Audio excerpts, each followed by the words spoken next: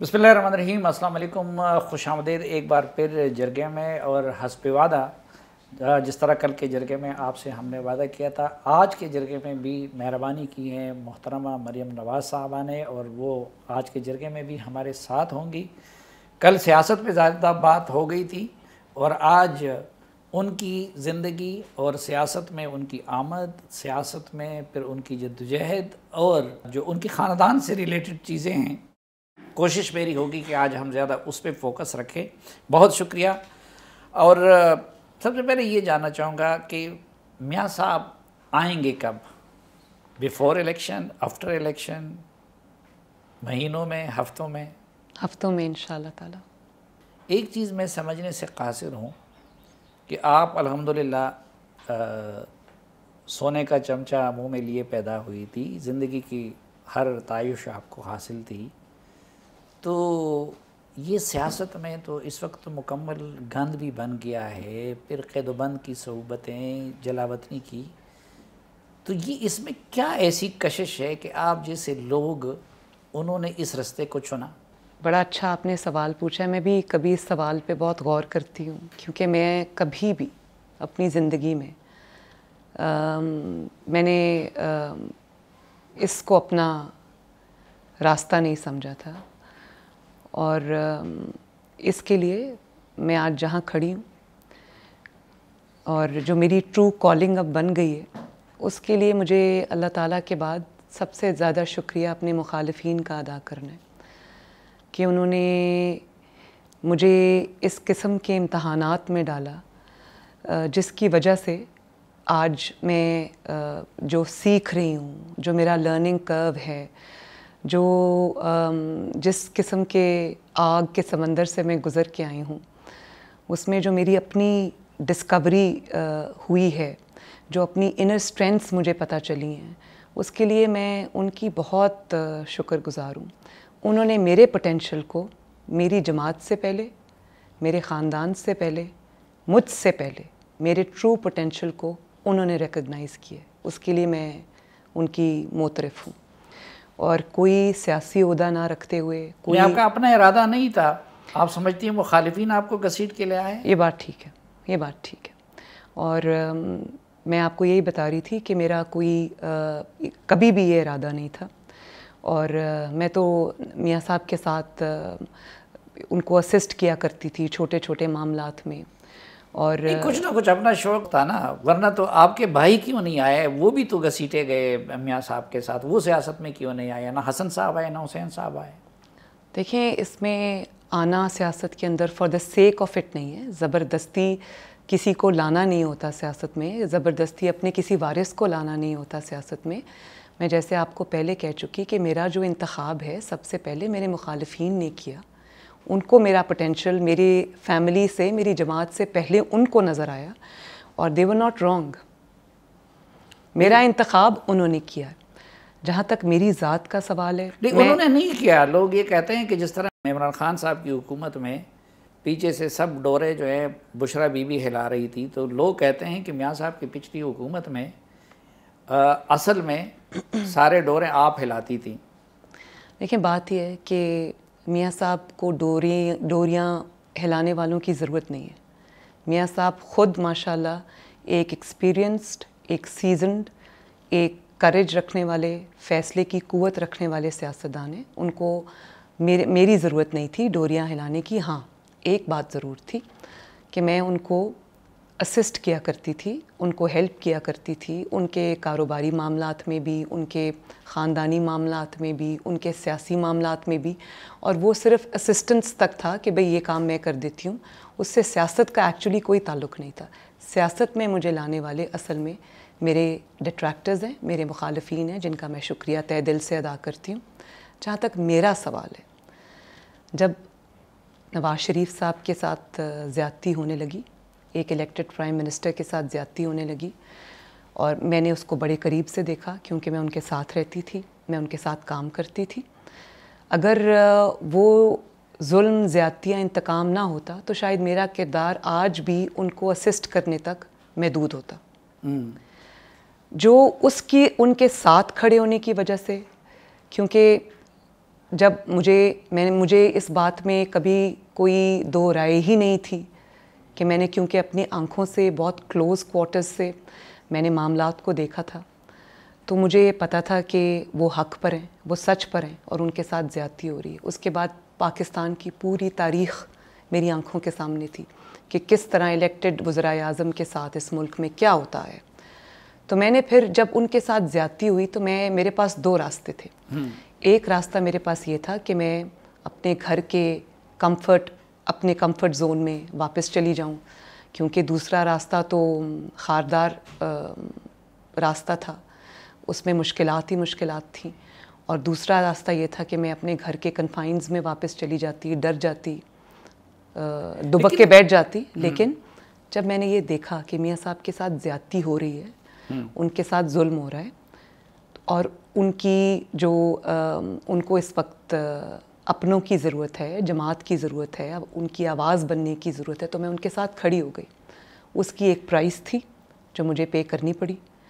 انہوں نے کیا اپنے ذمے اپنا جو اعمال نامہ ہے میرے مخالفین نے، انہوں نے جو اپنا اعمال نامہ کس سیاہی سے بھرا، وہ آج کہاں کھڑے ہیں، وہ تاریخ بھی دیکھ رہی ہے، یہ قوم بھی دیکھ رہی ہے، آپ بھی دیکھ رہے ہیں، میں بھی دیکھ رہی ہوں۔ لیکن میں ایک اور چیز بھی دیکھ رہا ہوں کہ آپ لوگ ملک میں تو جمہوریت چاہتے ہیں، پرائم منسٹر الیکٹڈ چاہتے ہیں، لیکن پارٹیوں کے اندر جمہوریت نہیں ہوتی، پارٹی صدر الیکٹڈ نہیں چاہتے ہیں، اور وہاں پہ ایک ہی خاندان کے گرد سب کچھ گھومتا ہے، مولانا صاحب اور ان کا خاندان، زرداری صاحب اور ان کا خاندان، میاں صاحب اور ان کا خاندان۔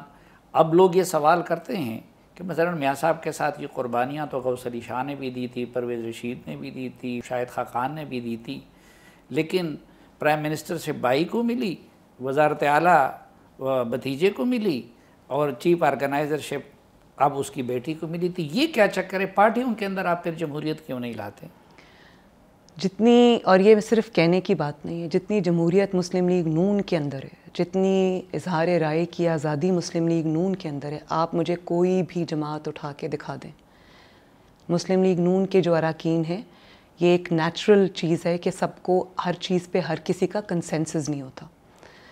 میاں نواز شریف صاحب کی لیڈرشپ پہ کسی کا کوئی اختلاف رائے نہیں ہے۔ اس کے بعد بہت ساری ایشوز ایسے آتے ہیں جس پہ جماعت کا کنسنسس نہیں ہے۔ یہ کوئی کارپوریٹ انٹرپرائزز نہیں ہے جس کے اوپر جو ایک حکم صادر ہو گیا تو سب وہ مان لیں۔ میں کیونکہ بہت ساری میٹنگز کا حصہ رہی بھی ہوں، ماضی میں ہوں بھی، جب پارٹی ایک طرف ہوتی ہے اور میاں صاحب اگر سمجھتے ہیں، نواز شریف صاحب کے جماعت ایک طرف ہے، تو وہ بہت بار میں نے دیکھا ہے کہ وہ اپنی رائے سے دستبردار ہو جاتے ہیں، اپنی رائے سے پیچھے ہٹ جاتے ہیں۔ پارٹی کی رائے کو وہ مقدم جانتے ہیں اور اس کو وہ، کیونکہ وہ میجورٹی کی اگر رائے ہوتی ہے تو اس کو اپنا لیتے ہیں۔ تو آج آپ دیکھیں مسلم لیگ نون کے جو لوگ بھی ٹی وی پہ جو ان کے خیالات ہوتے ہیں اس کا برملا اعتراف بھی کرتے ہیں، ان کا اظہار بھی کرتے ہیں، اور کسی کو جماعت سے نہیں نکالا جاتا، کسی کو شو کاز نوٹسز نہیں جاتے۔ یہ کون سی جماعت میں ہوتا ہے؟ جہاں تک بات ہے شہباز شریف صاحب کی، تو شہباز شریف صاحب نے اپنے جو چیف منسٹرشپ کے جو ادوار ہیں اس میں انہوں نے پنجاب کی اتنی خدمت کی ہے، ان کی اتنی کنٹریبیوشن ہے کہ یہ عہدہ جو ہے وہ ان کو میرٹ پہ ملا ہے۔ حمزہ کی بات آپ نے کہی تو میں اس چیز کی گواہ ہوں کہ جب حمزہ کا جو چیف منسٹر پنجاب کے انتخاب کا موقع آیا تو جو پنجاب کی پارلیمانی پارٹی تھی ان کی رائے یہ تھی کہ کوئی ایسے شخص کو لایا جائے سامنے جس کے ساتھ پوری پارٹی کھڑی ہو جائے، جس کے پیچھے پوری پارٹی کھڑی ہو جائے۔ تو یہ سب کی متفقہ رائے تھی جس کو نواز شریف تک پہنچایا گیا۔ تو انہوں نے کہا کہ اگر جماعت کی رائے ہے تو ٹھیک ہے۔ متفقہ رائے اور بھی ہے کہ جی خاندان کے اندر بھی جانشینی کا لڑائی جاری ہے اور بیانیے کی لڑائی بھی جاری ہے، ایک طرف مفاہمت اور ایک طرف مزاحمت، جس کی وجہ سے پارٹی متاثر ہو رہی ہے اور حکومت بھی متاثر ہو رہی ہے۔ کیا یہ حقیقت نہیں؟ پارٹی کے جو بیانیے رہے اس میں کوئی، میں چھپاؤں گی نہیں کہ ہر قسم کے جو خیالات رکھنے والے لوگ ہیں، کسی کے اندر کوئی خوبی ہوتی ہے، کسی کے اندر کوئی خوبی ہوتی ہے، تو دو بیانیے تو رہے۔ لیکن بات یہ ہے کہ جو دوسرا بیانیہ رکھنے والے بھی لوگ تھے ان کو آج نواز شریف صاحب کے بیانیے کی بہت قدر آ گئی ہے اور بہت ضرورت محسوس ہوئی ہے۔ تو اچھا ہے کہ ایک عمل سے ایک پروسیس سے مسلم لیگ نون گزری ہے، اور وہ جو کہتے ہیں کہ وہ جو کروسیبل ہوتا ہے اس میں جو جتنی بھی وہ اس میں سے جو کندن ہوتا ہے وہ اوپر آ جاتا ہے، جو امپیورٹیز ہوتی ہیں وہ نیچے بیٹھ جاتی ہیں. تو یہی بڑا اچھا ایک پروسیس رہا ہے. آج نواز شریف صاحب کو اللہ تعالیٰ نے ونڈیگیٹ کیا ہے، اور یہ ثابت ہوا ہے کہ وہ لیڈر تھا، وہ دیوار کے پیچھے دیکھ رہا تھا. تو ہم لوگ شاید نہیں دیکھ رہے تھے ایک دوسرے پہ کوئی کسی کے خیالات مختلف تھے، لیکن آج اس چیز پہ سب جو ہیں وہ قائم ہیں. اس چیز پہ واپس آئی ہے جماعت کہ نواز شریف صاحب کی سوچ بھی ٹھیک تھی، ان کا جو بیانیہ تھا وہ بھی ٹھیک تھا، اور ان کی جو ایک ویژن ہے وہ بھی ٹھیک تھا. ایک مختصر سی بریک، واپس آئیں گے تو جرگے کا سلسلہ یہیں سے آگے بڑھائیں گے. ہمارے ساتھ رہیے.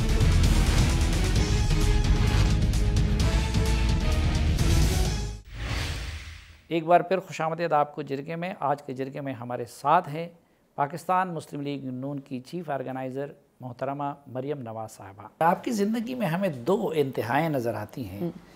مثلا باہر آپ کا ایک لیوش اور شاہانہ لائف سٹائل، آپ کے برینڈڈ کپڑے، اور لوگ یہ بھی کہتے ہیں کہ آپ بڑی جو ہے منتخب مزاج بھی ہیں. دوسری طرف ہم نے دیکھا کہ آپ نے جھیلیں بھی کاٹیں بڑی استقامت کے ساتھ، رونا دھونا بھی نہیں کیا. تو یہ دو ایکسٹریم کیسی ایک ذات میں جمع ہو گئی ہے، اور آپ اصل میں کیا ہے؟ بات یہ ہے کہ ویل ڈریسڈ ہونا، اچھا ذوق رکھنا تو ایک خوبی ہے. یہ آپ کی کوئی خامی نہیں ہے. اور میں یہ سمجھتی ہوں کہ پاکستان کے جو عوام ہیں، اب 2023 میں ہم ہیں، ہم نے انٹرنیشنل سٹیج پہ دوسرے ممالک کا پرسیپشن میں بھی، امیج میں بھی مقابلہ کرنا ہے. تو ہمارے جو ریپریزنٹیٹیوز ہیں، ہمارے عوام کے جو ریپریزنٹیٹیوز ہیں، وہ نہ صرف ویل ڈریسڈ ہونے چاہیے بلکہ ویل ٹرنڈ آؤٹ ہونے چاہیے. آپ کی قمیض میں سوراخ ہوئے ہوں جس کو بہت پروجیکٹ کیا جاتا ہے، اور آپ کی کارکردگی یہ ہو کہ آپ نے 4 سال میں عوام کو اور ملک کو جو ہے وہ تباہی اور بربادی کی طرف دھکیل دیا. تو یہ تو کمپیریزن بنتا ہی نہیں. دوسری بات، ایک سیکنڈ، نہ ہو، بجلی نہ ہو، اور وہ دیکھے کہ میرے لیڈر نہیں، ایسا نہیں ہے، ایسا لیوش نہیں، زندگی گزارے تو دکھ نہیں ہوتا؟ لاوش زندگی نہیں ہے، ایسا نہیں ہے. میں زیادہ تر وقت عوام کے اندر ہی ہوتی ہوں. اور میری اب اگر آپ بہت سادہ سے کپڑوں کو، پلین کپڑوں کو آپ اچھے طریقے سے پہنتے، تو آپ کو پتہ ہے میں جب جیل میں تھی تو میرے پاس استری نہیں تھی. اور آپ کو پتہ ہے کہ میرے کوٹ لکھپت جیل کی میں بات کر رہی ہوں، میرے کپڑے کیسے ہم استری کرتے تھے. وہ جو فرائنگ پین تھا، ایک چولہا تھا میرے پاس، اس فرائنگ پین کو چولہے پہ رکھ کے گرم کر کے تو میں اپنے کپڑے استری کیا کرتی تھی. مجھے نہیں پتہ تھا کہ یہ ہو سکتا ہے، تو یہ میں نے کیا ہے. اور اس وقت بھی میں بالکل اپنے مخالفین کو یہ میسج نہیں دینا چاہتی تھی کہ ہم کمزور ہیں، اور میں تھی بھی نہیں کمزور. اللہ مجھے آپ کو کہا نا کہ میرے لیے بھی ایک یہ ڈسکوری تھی کہ اللہ ایک ہڈن اسٹرینتھ تھی میری جو اللہ تعالیٰ نے رکھی ہوئی تھی میرے اندر، جو اس وقت باہر آئی. تو روئی، آپ نے رونے کا سوال کیا، میں کبھی نہیں روئی. اللہ کا بڑا کرم ہے. نہ میں عوام کے سامنے کبھی روئی، نہ میں کبھی اپنے جیل کے سیل کے اندر سالیٹری کنفائنمنٹ میں کبھی روئی. 2 مواقع پہ میں روئی. ایک جب میری والدہ کے انتقال کی مجھے خبر ملی جیل میں، اور وہ مجھے میاں صاحب نے آ کے دی. ظاہر ہے وہ ایک ایسا موقع ہوتا ہے جو انسان اس پہ اپنے جذبات پہ اس کو قابو نہیں ہوتا، لیکن اسی وقت ودن 2-3 منٹس میں پاس آؤٹ ہو گئی تھی. مجھے بلیک آؤٹ ہو گیا تھا بالکل. تو مجھے کسی نے سہارا دیا، اور پیچھے سے مجھے آواز، جب مجھے تھوڑا سا میں نے کانشیسنس ری گین کی، تو پیچھے سے پولیس کی آواز آئی کہ بی بی حوصلہ کریں، بی بی حوصلہ کریں. اس وقت جو اس کے بعد مجھے اپنے والد کی فکر تھی، میں نے ان کو اپنی چارپائی پہ بٹھایا اور میں نے ان کو حوصلہ دیا. ایک وہ موقع تھا. ایک دوسرا موقع یہ تھا جب کوٹ لکھپت جیل میں مجھے ایک صبح، میرا باتھ روم اور کمرہ جو تھا وہ ایک ہی تھا، اس میں دیوار نہیں تھی. تو مجھے آواز آتی ہے کسی کی کہ میاں صاحب کی طبیعت بگڑ گئی ہے اور رات کو ان کو ہاسپٹل میں داخل کرا دیا. بس وہ اس کے بعد وہ جو خاتون تھیں وہ چلی گئیں وہاں سے. مجھے بالکل نہیں پتہ تھا کہ میاں صاحب کو کیا ہوا. میں یہ سمجھی کہ کیونکہ وہ ہارٹ پیشنٹ ہیں تو شاید ہارٹ کا کوئی پرابلم ہوا ہے. مجھے نہیں پتہ تھا کہ ان کے پلیٹلیٹس اس طرح ڈراپ کر گئے کہ ان کی زندگی کو خطرات لاحق ہو گئے. ایک اور پھر اگلا پورا دن میں یہ کہتی رہی, کیونکہ سالیٹری کنفائنمنٹ تھی. صبح 7 بجے میرا تالا وہ کھولتے تھے, ایک تالا کھولتے تھے باہر والا, وہ ڈیتھ سیل تھا کیونکہ, تو وہ ڈیتھ سیل میں یہ ہوتا ہے کہ کمرہ اور باتھ روم اکٹھا ہوتا ہے اور اس کے باہر ایک برآمدہ ہوتا ہے جس برآمدے کو ڈبل لاک لگا ہوتا ہے, اس کو بھی تالا لگا ہوتا ہے, کمرے کو بھی تالا لگا ہوتا ہے. کمرے کا دروازہ وہ صبح 7 بجے کھول دیتے تھے, شام کو 5 بجے بند کر دیتے تھے. تو میں آوازیں دیتی رہی پورا دن کہ مجھے بتایا جائے کہ میرے والد کو کیا ہوا ہے. کسی نے نہیں مجھے بتایا.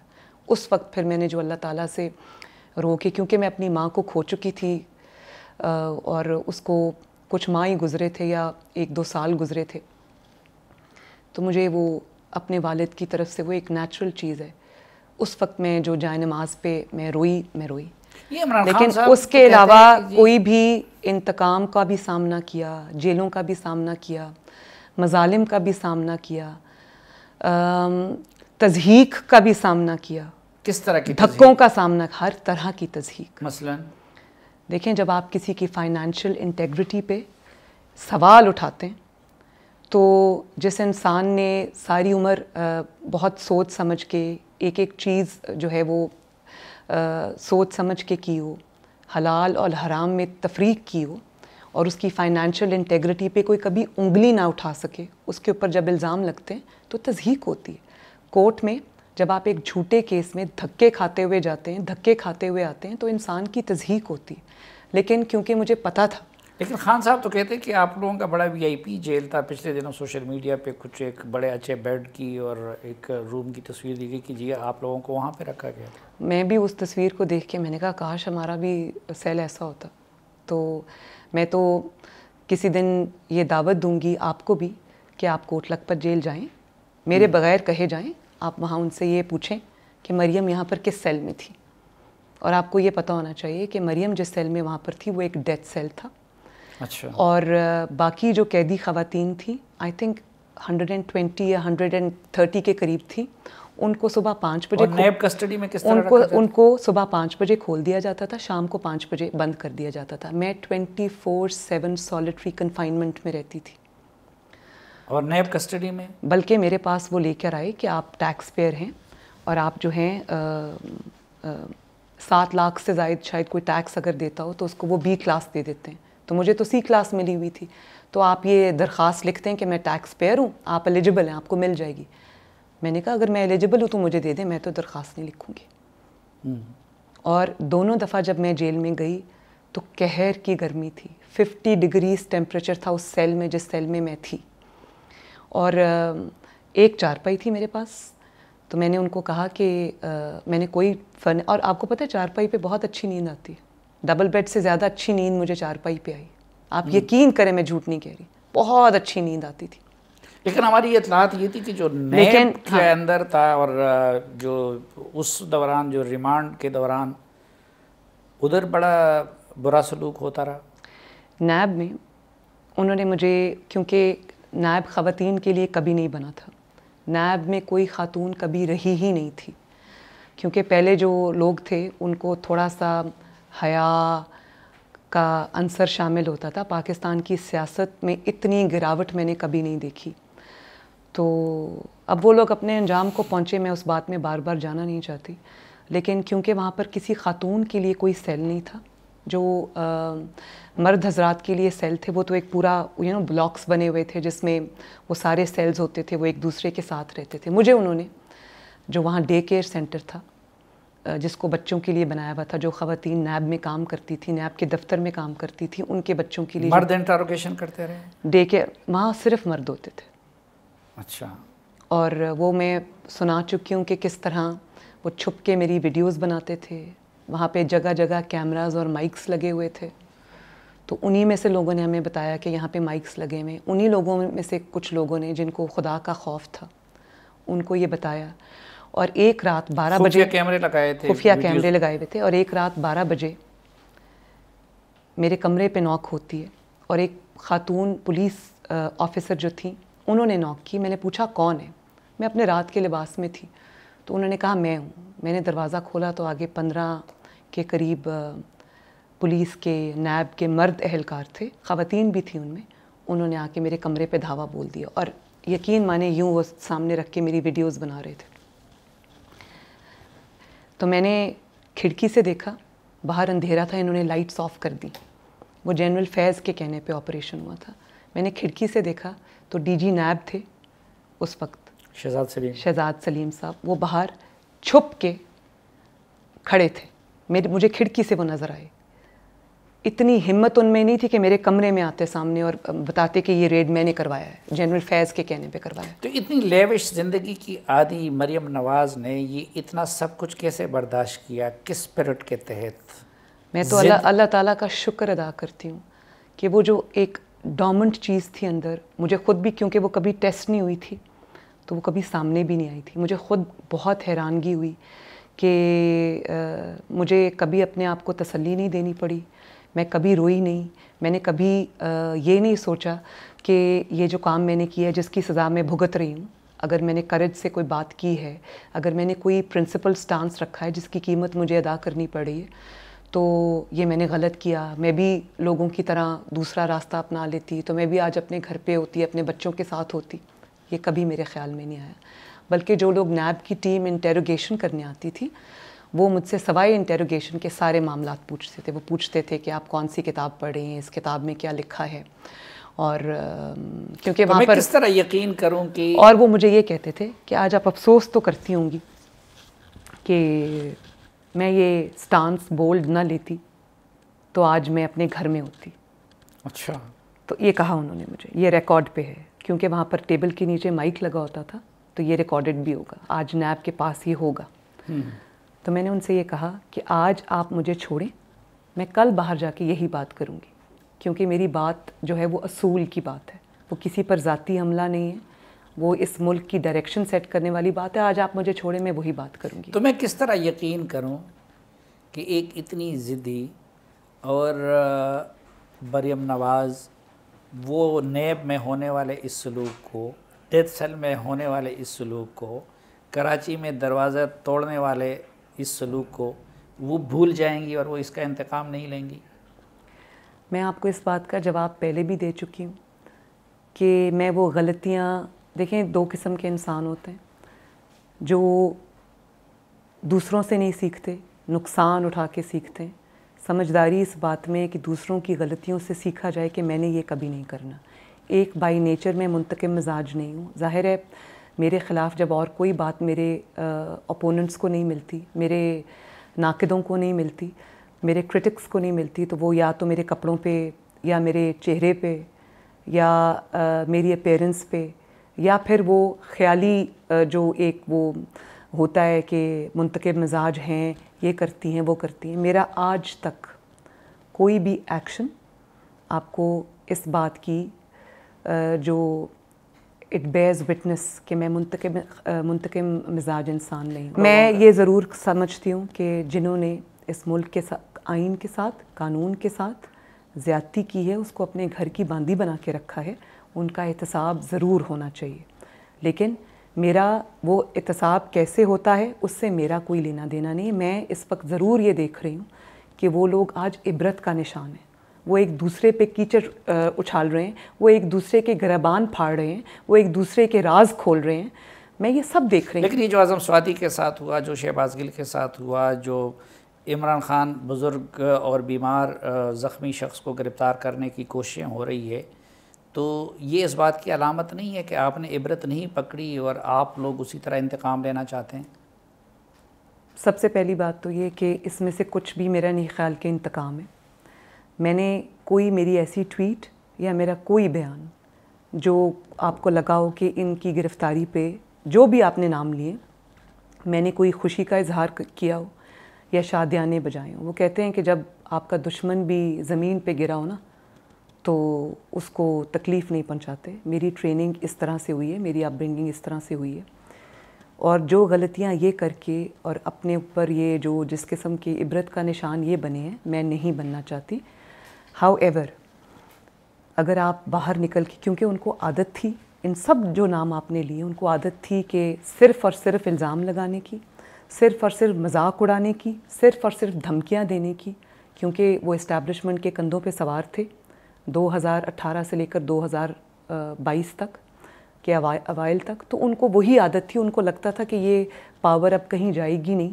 تو اسی زوم میں، اسی تکبر میں انہوں نے وہ جو دھمکیاں دیں، کھڑے ہو کر گالیاں نکالیں. تو اس کا پھر لاء کو اپنا کورس لینا پڑتا ہے. یہ نہیں ہو سکتا کہ آپ دھمکیاں دیں، آپ لوگوں کو لائف تھریٹس دیں، ان کی فیملیز کو آپ لائف تھریٹس دیں، آپ ان کو کہیں ہم چھوڑیں گے نہیں، ہم مار دیں گے، مٹا دیں گے. اگر آپ یہ کرتے رہیں گے تو آپ کو نتائج بھگتنا پڑیں گے. اس کو انتقام نہیں کہتے. کسی زمانے میں جہاں آپ نے عمران خان صاحب کی بات کی اور نواز شریف صاحب کی بات کی، دیکھیں نواز شریف صاحب کے ساتھ میں آپ کو پہلے بتا چکی ہوں کہ احتساب احتساب احتساب کرتے ہوئے بیچ میں سے کیا نکلا، 10,000 درہم اپنے بیٹے سے نہ لینے پر ایک ویزا اقامہ پر ان کو نکال دیا گیا. اور اس کے بعد متعدد گواہیاں آئیں کہ یہ ہم سے پریشر میں فیصلہ، جج خود بول پڑے. وہ فیصلے آج بھی برقرار ہیں. لیکن بیٹے باہر کیوں ہیں؟ دولت باہر کیوں لے گئے تھے؟ دوسری طرف باہر دولت نہیں، دیکھیں وہ ایک اپنا کاروبار کر رہے ہیں. وہ اس ملک میں کاروبار کریں تو پھنستے ہیں، وہ کاروبار باہر کریں تو پھنستے ہیں. بات یہ ہے کہ اپنا کما کے کھانا ہے. ہمارا ہاتھ دوسروں کی جیبوں میں نہیں ہے. میرے پاس کوئی وہ طریقہ نہیں ہے کہ میں لوگ میرے کچن کا خرچہ چلائیں، یا لوگ میری گاڑیوں میں پیٹرول ڈلوائیں، یا لوگ میرا زمان پاک کا گھر بنوا دیں، یا کوئی مجھے پیسے دے اور میں بلٹ پروف دیواریں کھڑی کر دوں. ہم نے جو کمانا ہے، عزت کی روٹی کمانی ہے، وہ خود اپنے ہاتھ سے کمانی ہے. اور کاروبار کرنا ہمارا جائز حق ہے. اور اگر پارٹی میں اے ٹی ایمز ہر پارٹی میں ہوتی ہے، لیکن ہماری کوئی اے ٹی ایم نہیں ہے. اللہ تعالیٰ کے فضل و کرم سے نواز شریف صاحب کو اللہ تعالیٰ نے دینے والا بنایا. ان کو اے ٹی ایمز کی ضرورت نہیں ہے. جو دینے والا بنایا ہے. دوسری بات، آپ نے جہاں بات کی کہ ایک طرف تو میں نے آپ کو بتایا کہ اقامہ پر فیصلہ ہوا، اس کے میں خلاف ہوں کہ الیکٹڈ جو پرائم منسٹرز ہیں، چاہے وہ بھٹو صاحب ہوں، یا وہ بے نظیر صاحبہ ہوں، یا وہ نواز شریف صاحب ہوں، ان کے الیکٹڈ پرائم منسٹرز کے ساتھ زیادتی ہوئی، سیاسی مقدمات بنائے گئے. لیکن دوسری طرف نواز شریف کے ساتھ زیادتی ہوئی، نواز شریف کو کے خلاف سیاسی مقدمات بن گئے. اس کی آڑ میں عمران خان کو بچ کے نکلنے نہیں دینا. عمران خان کے مقدمات سیاسی نہیں ہیں. عمران خان کے جو مقدمات ہیں وہ اقامہ یا بیٹے سے تنخواہ لینے پر نہیں ہیں. اس کے مقدمات سنگین جرائم ہیں جو اس نے وہ کیے ہوئے ہیں. وہ کہتے ہیں آج تک میرے خلاف کرپشن کا کوئی کیس نہیں بنا سکے. تو یہ توشہ خانہ کیا ہے؟ مطلب آپ جو انسان ایک گھڑی نہیں چھوڑتا، جس کی بیوی اس بات کا حساب رکھتی ہے کہ کون سا توشہ خانہ کا گفٹ گھر میں آ گیا ہے، کس نے تصویریں لے لی ہیں اور کتنے کا بکے گا، اور پھر آپ اس جو پیسہ گھڑی بیچ کے یا زیورات بیچ کے، یا جو دوسرے ممالک نے آپ کو ہیرے جواہرات کے تحائف دیے ہوئے ہیں، وہ آپ جہاز میں رکھ کے لا رہے ہیں، منی لانڈرنگ کر رہے ہیں کیونکہ آپ کو وہ ڈکلیئر نہ کرنا پڑے. تو یہ اس سے بڑی کرپشن اور کیا ہو سکتی ہے؟ کوئی کیس آپ اٹھا کے دیکھ لیں، یہ تو صرف توشہ خانہ کیس ہے. وہ جو 190 ملین پاؤنڈز کا کیس ہے، وہ آپ نے اپنے دوست کو نوازنے کے لیے آپ نے ایک لفافہ لہرایا کیبنٹ کے سامنے اور اس کے بعد اس کو وہ پیسے دے دیے. اچھا توشہ خانہ. تیسری بات، فارن فنڈنگ پہ آ جائیں. آج تک آپ حساب نہیں دے سکے کہ فارن فنڈنگ میں پیسہ آپ کے پاس کہاں سے آیا. جعلی کرکٹ میچ کرائے، جعلی کرکٹ کلبز بنائے، اور اس کے سلسلے میں آپ نے اس طرح سے پیسہ اکٹھا کیا. ناظرین، مریم نواز صاحبہ کے ساتھ یہ خصوصی جرگہ جاری رہے گا، لیکن ایک بریک کے بعد.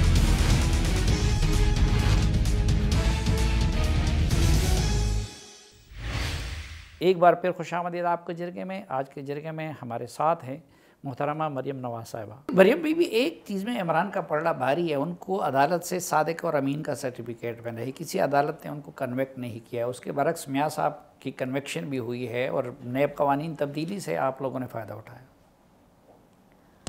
اگر صداقت اور امانت کا وہ سرٹیفکیٹ جو ہے وہ صحیح تھا تو دینے والے بھی کیوں منہ چھپا رہے ہیں اور لینے والے بھی کیوں منہ چھپا رہے ہیں؟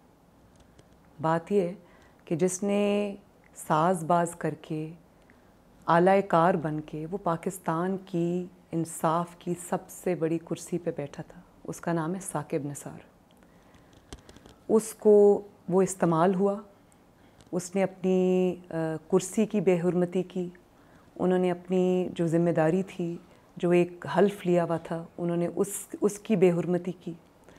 उनकी वजह से अदलिया पर उंगलियां उठी, उनके किरदार की वजह से। अब उनके क्या वीक पॉइंट्स थे जनरल फैज़ साहब के पास, मैं नहीं जानती, लेकिन मैं ये ज़रूर जानती हूँ कि थे। उनको उन्होंने ब्लैकमेल किया। अगर शायद उन पर छोड़ दिया जाता तो वो कोई दरमियाना रास्ता, उन पे प्रेशर था। जनरल फैज़ ने साकिब निसार को ब्लैकमेल किया? बिल्कुल, वो तो कर्नल जाके बात किया करता था तब साकिब निसार से। जनरल फैज़ खुद भी नहीं करते थे, कोई कर्नल ब्रिगेडियर भेजा करते थे। बहरहाल वो एक सेपरेट टॉपिक है। तो जिन्होंने उसको सदाकत और अमानत का सर्टिफिकेट दिया वो आज ख़ुद मुँह छुपा रहे हैं, वो आज इबरत का निशान बने हुए हैं, वो आज ख़ुद किसी महफ़िल में जाने के काबिल नहीं, कोई उनसे हाथ मिलाना पसंद नहीं करता था। तो वो भी अपने अंजाम को पहुँचे। लोगों को इबरत का निशान बनाना चाहते हैं। और उसके बाद जिसको सदाकत और अमानत के सर्टिफिकेट दिए इन्होंने, जाली सर्टिफिकेट साजबाज करके, आज उसके सदाकत और अमानत के किस्से पूरी दुनिया सुन रही है। कभी किसी ने सुना कि इस तरह आप जो गिफ्ट्स पाकिस्तान को मिले वो बेच के आप खा जाएं और फिर आपकी जो वाइफ है वो हिसाब रखे कि कौन सा गिफ्ट बिक चुका है, कितने का बिका है? कभी ये सुना कि जो खातून अव्वल है वो कहे कि मुझे 3 कैरेट की नहीं, मुझे 5 कैरेट की रिंग की ज़रूरत है क्योंकि एक फ़ाइल पे दस्तखत कराने, इससे बड़ी रिश्वत की मिसाल और क्या होगी? ये है सदाकत और अमानत की हकीकत। फिर आप मुझे ये बताएं, आज जो भी केसेस अदालत में है, चाहे वो फ़ॉरेन फंडिंग हो, जराइम से हाथ रंगे हुए, सबूत पे सबूत हैं। फिर टिरियन केस जो है, मुझे किसी की ज़ाती ज़िंदगी में ना अमल दखल मुझे करना चाहिए, ना मेरा तरीका है। मैं उसके ज़ाती पहलू, उसके 2 पहलू हैं, एक उसका ज़ाती पहलू है, उस पर मैं नहीं जाना चाहती, वो जाने, उनका रब जाने, उनका ख़ानदान जाने, मैं उसमें नहीं इंडल्ज करती। मेरा मसला क्या है? मेरा मसला ये है कि आपने कौम से झूठ बोला है, आपने इलेक्शन कमीशन से झूठ बोला है, आपने कानून का मजाक उड़ाया है, तो उसका जवाब तो आपको देना पड़ेगा। वो तो आपको या मानना पड़ेगा या इनकार करना पड़ेगा। अब आपको पता है कि इनकार की गुंजाइश नहीं है। और जिसके ख़वातीन घर की, उसकी वाइफ जो है, वो एक एक फ़ाइल पे दस्तखत के 5-5 कैरेट की अंगूठी लेती, तो आप मुझे बताएं। तो रूहानी शख्सियत थी, आप उन पर इतना बड़ा इल्ज़ाम लगा रही हैं। भाई वो भी जिस तरह रूहानियत को उन्होंने बदनाम किया है, मुझे शर्म आती है। रूहानियत तो एक बड़ी ऊंची चीज़ है। आपने उनकी जो ऑडियो क्लिप्स हैं वो सुने हैं कि बेटा गद्दारी में छुपा दो सबको, झूठ बोल दो। आपने ये जो तोशा खाना के तोहफे आए हैं, आपने इनकी फ़ोटोज़ क्यों खींची? मतलब वो रूहानी शख्सियत ये कह रही है कि जो हमारे जराइम हैं उनकी हिसाब किताब क्यों रख रहे हो? आज उनके पास जवाब नहीं है। उनकी जो फ्रंट पर्सन थी वो आज फ़रार हो गई है। घरेलू खातिन तो इतनी ना, उसका सियासत से तो कोई ताल्लुक़ नहीं था, तो आप उनको सियासत में क्यों घसीट रही? बड़ी ट्रेंड घरेलू खातून थी, जो घरेलू खातून होते हुए वो पूरे मुल्क के निज़ाम पे हावी थी और उन्हीं के जादू टोने से, झाड़ फूंक से इतने मुल्क के अहम तरीन फ़ैसले हो रहे थे। कहीं भी बतौर वज़ीर आज़म कोई शहादतें हुई, कोई बम धमाका हुआ, कोई कत्ल हुआ, इन्होंने उनको वहाँ नहीं जाने दिया। अच्छा, जादू टोने से मुझे याद आया, ये आप भी एक मखसूस किस्म का गिलास हाथ में लिए फिरती हैं। कुछ तो कहते हैं कि जी आप कुछ जादू से बचना चाहती हैं। मैं पहले ज़रा अपनी बात कंप्लीट कर लूँ। जो आपने सदाकत और अमानत की बात की, वो सारे इल्ज़ाम सच्चे हैं, उनमें कोई ख्याली तनख्वाह वाला इल्ज़ाम नहीं है, वो सच्चे हैं। और उसका सबूत ये है कि ये आज पलस्तर का बहाना बना के, टांग के ज़ख्मी होने का बहाना बना के अदालतों से फ़रार हासिल कर रहे हैं।